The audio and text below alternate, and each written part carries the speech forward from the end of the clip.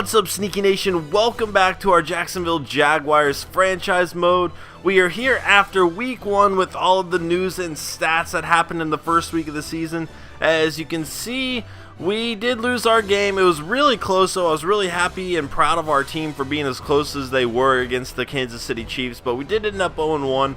The Texans also lost in our division, but the Colts and Titans officially have a game on us. We're going to have to keep an eye to the standings over here just to kind of see how we're doing with the playoff race. Obviously, it's really early in the season, but I always find that to be kind of intriguing, just kind of seeing where you're at.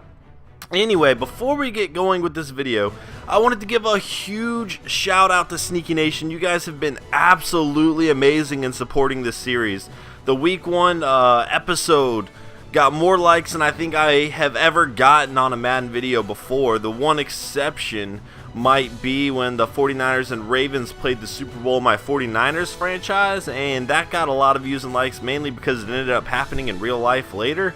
But the amount of support I've gotten from you guys has been phenomenal. I love you all for it, and I definitely plan on trying to make this series the absolute best that I can. So with that said, again, thank you guys. Let's go ahead and get moving on and kind of see what's going on around the league. As we go over to the news, we have draft stories now. Penn State middle linebacker Mike Thompson returns after struggles with Crohn's disease, can return to top form.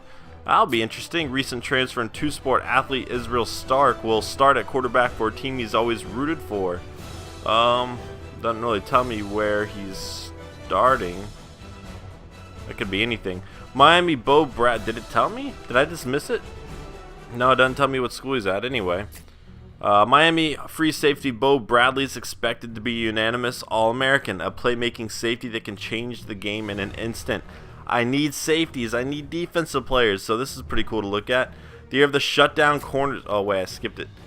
Oh, that looked interesting, though. The year of the shutdown corners with Evan Bell and Cecil Spence battling to prove who is better.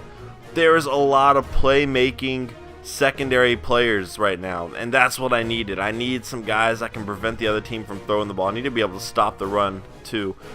Charles Clay got let go. Now that's somebody I'm going to need to keep an eye on, because I would like to sign Charles Clay if possible. Obviously Harbor had a great game, but still. Kendricks Lewis was cut. Let's see. Oh, now that's just talking about the uniforms that everybody saw us pick. I'm so excited about that. I can't wait to get going with the Chicago Cougars. Anyway, let's go ahead and look around. We get to choose our stadium this week. That's going to be a lot of fun. Let's see. Let's go over. Actually, let's go see if we can sign Charles Clay really fast. I'm going to need to cut somebody to get him, but we'll check it out. And right now we have the 30th value. We definitely need to improve that. And it looks like Charles Clay was already signed. I imagine he would have been at the top of that somewhere. Let's go ahead and look at the news from around leagues in terms of where would it be? What are transactions? There we go. Couldn't remember where it would be located at. Alright. Cardinals signed Charles Clay right after he was released. It's interesting. Lonnie Pryor got released. That's funny. He was signed by the Bills. I guess it didn't work out, unfortunately. Let's just see if there's any names down here. I doubt there's been any trades, but I guess there could have been. Let's check for trades. Trades are more interesting to me. I don't know why I went to franchise tag. Okay, here are all the trades that have happened. I don't remember if I've showed this before in a video. I don't think I have, though. Maybe I did. Let's just go down really briefly. Obviously, I was like, Maurice Jones-Drew. Oh, that was us again. Oh, yeah, I think we did look at this, because this was a really interesting trade, I thought. The 49ers, obviously, I always like to keep an eye on them. Doesn't look like anything else really happened, so let's go ahead and check out the stats now. Again, I didn't really show stats too much throughout the preseason, but it's something I really do want to kind of keep an eye on as we go throughout the regular season here. Tannehill, 5 touchdowns, no interceptions. Great game for him. And then, as you can see, Matt Scott is actually second in the NFL in quarterback rating. That's insane. He did throw 2 interceptions. I believe he had that fumble too. So overall, he had 3 turnovers. That's really not something I like to see. And then the 73-yard reception obviously helped get him some yards. But a very impressive game by him. Actually, he might even lead the NFL in yardage right now. Let's see. He does, barely ahead of Matt Ryan there. That's cool to see. Touchdowns. See who all is doing pretty good. As we go down the list, and a lot of quarterbacks only have one. That's really interesting. Interceptions, let's see who's leading the league here. Roethlisberger, 3 interceptions, 0 touchdowns. EJ Manuel, the same. Andy Dalton, wow, that's another interesting one. And then you get to the 2 interception guys, which Matt Scott and then Drew Brees. Let's go ahead and check out our rushing stats. I'm mostly concerned with average. Well, I guess not average. It's too early in the year. You see Josh Gordon had a 13-yard run. He only had 1 carry, though. Adrian Peterson, though, 8.1 yards a carry. I thought I did a bad job against Jamal Charles, which is, if you look, I mean, earlier in the game, Jamal Charles was absolutely destroying the Jaguars defense. But if you look at this now, compared to some of these other guys, his average is only 5.6, which in the real NFL is not good if a running back averages that many yards a carry on you.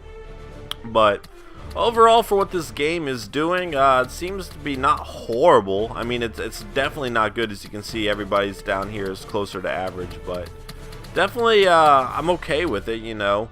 We need to get better. Obviously, I can't allow a guy to go for 150 yards and 2 touchdowns on me. I think he had a receiving touchdown as well, which isn't good. But anyway, definitely something we need to improve on is stopping the run. So I'll have to keep an eye on that. Kendall Hunter is starting over Frank Gore. Frank Gore must have been hurt. I just noticed that anyway. We'll go to receiving. Julius Thomas leading the way here for the Broncos, 11 catches. He didn't get a touchdown, but I actually have him on fantasy, so holla. Obviously, that doesn't really affect anything with this game, but you know what I mean. Decker, again, another Bronco player as we go down the list. And here's Forsett. He had 9 catches. Again, I love using those running backs that can catch it out of the backfield. I really wish I had Gio Bernard, one of my favorite players. But anyway, Wes Welker, again, look at how many completions they must have had to have 3 guys up here. It's just crazy. I bet there's another one. Yep, there is another one. Look at that. 4 guys with 7 or more receptions. That's insane. We didn't even see Demaryius Thomas. I don't know where he would be at. He might have been hurt. But anyway, another one. Alright. I guess let's just go ahead and look at receiving touchdowns. Clay Harbor. Holla. Great game for him, 164 yards. Having that huge reception definitely helped of 73 yards. Huge game for him, though, definitely making the need of Mercedes Lewis. Not as, you know, the fact that we traded him hadn't hit us yet. You know, Harbor definitely stepped up. Armani Edwards! What? He has 2 touchdowns. Oh my gosh, I love Armani Edwards. He got cut by the Panthers. I would have loved to sign him. Oh, everybody knows how I love my App State players, but that's really cool to see. What? I hope he keeps that up. It'd be pretty funny to see Armani Edwards in like the Pro Bowl or something. 115 yards, 2 touchdowns. What's his long? A long of 72. Wow, I really like to see that. We'll have to keep an eye on him. He might get cut again later down the road. I just don't trust. I mean, he got 2 touchdowns, had a great game, but with this game, you never really know. Anyway, let's go ahead and check out defense a little bit. Let's just look at the sacks and interceptions, really.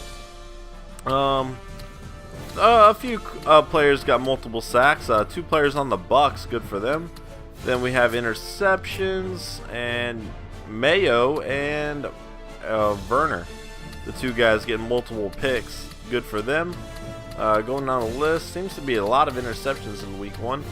Let's go ahead and look at catches allowed. I'm always, oh my gosh, 8 catches allowed?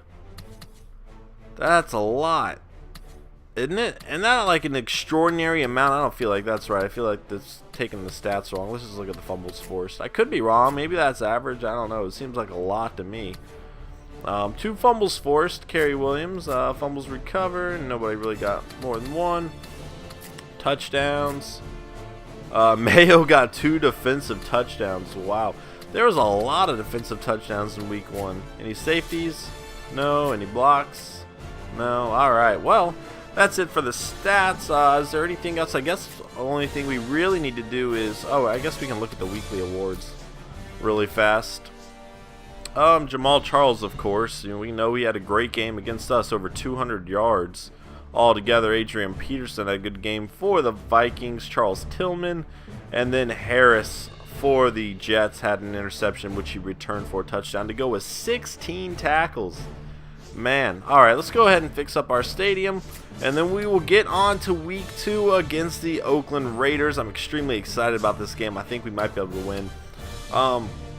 Again, I need to find some good players to draft. Somebody asked me who I was drafting. I hadn't been able to see who was available to draft until now, so we'll definitely start scouting in a future episode. I don't think I'm going to do it this early on. I'll kind of wait to see what else I can get and just kind of save up some points. Basic Canopy Stadium, nope. Basic Futuristic Stadium, nope. I'm not doing any basic stadiums. Let's just get that out of the way. I went to a team that had a lot of money, or that was offering me a lot of money, so I could pick a nice stadium. The downside of picking a huge stadium is the cost is really can be difficult to maintain. Now, moving to Chicago, we're going to have a lot of fans there, so that'll be good. But what kind of worries me a little bit is the fact that we're not likely to be a winning team. Now, I'm hoping that by next year we'll be set to at least make the playoffs. Now, that's a huge order because this team's just really not that good right now. We don't even have many pieces into place, but I'm hoping that we can make the playoffs next year, between developing the players we have now and then drafting some. So that's why I'm going to go with the Deluxe Stadium, is hoping that those playoffs will lead to more money. So what I'm thinking is the Futuristic Stadium. I think it looks really cool personally. The weekly cost is just so much though. I definitely don't want to put myself in a bind where I can't afford anything, but I think that looks awesome. And I definitely think we would have the biggest stadium, or the most impressive stadium in the NFL. Let's see. What if we did a basic Futuristic Stadium? What's the difference really?